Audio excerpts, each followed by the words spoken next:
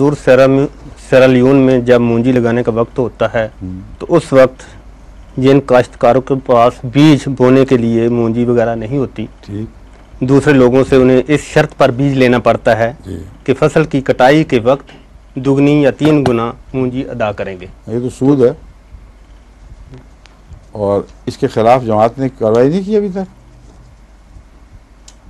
یہ تو عجیب بات ہے، اگر نہیں کی تو آپ لوگ مجرم ہیں اس میں۔ ہم نے تو سندھ میں وہ جو ہندوؤں کا علاقہ ہے تھر کا، اس میں جب تک میں وقف دین میں رہا ہوں باقاعدہ مہم کے ساتھ یہ کارروائی ہوتی تھی، اور میں اللہ بخش صالح صاحب کو بعد میں بھی یاد کرایا تھا کہ آپ پھر اس کارروائی کو جاری کریں کہ جب کاشت کا وقت آتا تھا تو جتنے زمینداروں تک ہماری پہنچ تھی یا جو ہم تک پہنچتے تھے ان کو ہم مفت بیج مہیا کر دیتے تھے، اور اس کے لیے اندازہ لگا کر باجرہ وغیرہ کے بیج میں پہلے ہی سال کے شروع میں جب سستا ہوتا تھا خرید کے وہاں سٹاک کروا لیا کرتا تھا۔ اس کے نتیجے میں ان کے اوپر کوئی بوجھ نہیں پڑتا تھا۔ اگر وہ بنیے کے پاس لینے جائیں تو ان کی ساری فصل تمام تر بنیے کو مل جاتی تھی، اور ابھی ان کے اوپر قرض باقی رہتا تھا۔ وہاں جو سود ہے وہ 25% مہینے کے حساب سے لگتا ہے، اندازہ کریں، بہت ہی خوفناک صورت ہے۔ اور اگر کہیں خشک سالی آ جائے تو پھر تو ہمیشہ کے لیے غرق ہو جاتا ہے۔ سارا سال کھانے کے لیے اپنی ساری جنس دینے کے بعد سارا سال کھانے کے لیے وہ بنیے سے قرض لیتا ہے، اور اگلی دفعہ بیج کے وقت بہت مہنگا بیج بھی بنیے سے لیتا ہے۔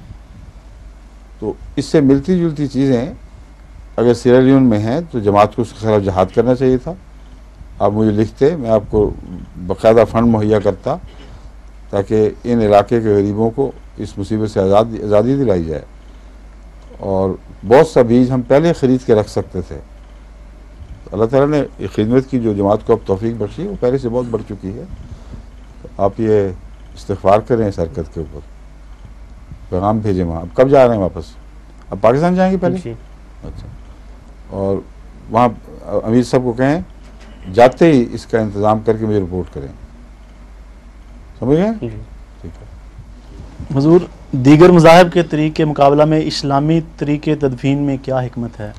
اس سے بیماریاں وغیرہ؟ میں یہ بات بھی ان کو بتا دوں کہ بات یہ ہے کہ وہ جہاں تک ان کو قرض دینے کا تعلق ہے اس میں سے ایک آنا بھی ضائع نہیں جاتا۔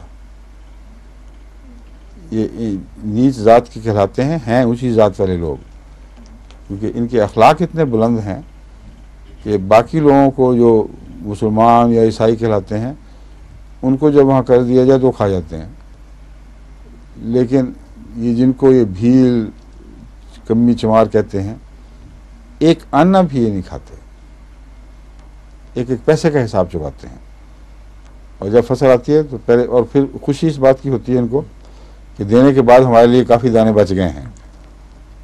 تو ان لوگوں کی خدمت کرنی چاہیے۔ میرا خیال ہے سیرالیون میں بھی غالباً یہ غریب لوگ جن کی آپ خدمت کریں گے وہ اپنی فصل کے وقت پیسے آپ کی چیزیں واپس کر دیں گے، اور آئندہ کے لیے فنڈ بڑھتا جائے گا۔ سندھ میں تو ہم نے یہی شروع کیا تھا، تھوڑے فنڈ سے شروع کر کے اس کو بڑا کر لیا تھا، تو آپ بھی وہاں یہ انتظام کروائیں، ٹھیک ہے؟ ہاں، آپ فرمائیے۔